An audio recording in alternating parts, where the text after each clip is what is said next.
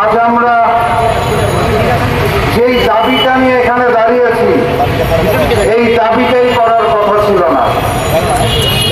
August মাসের 5 তারিখে নরেন্দ্র মোদীর পুতুল দিল্লি এবং ভারতের সরকার ফ্যাসিস্ট শেখ হাসিনাকে বিতাড়িত করে তার নিজের দেশ ভারত এবং দিল্লিতে পাঠিয়ে দেওয়ার পর যেই নতুন স্বাধীন এবং সার্বভৌম বাংলাদেশের স্বপ্ন আমরা দেখেছিলাম, সেই বাংলাদেশে এভাবে করে একজন মানুষের শহীদ হওয়ার কথা ছিল না।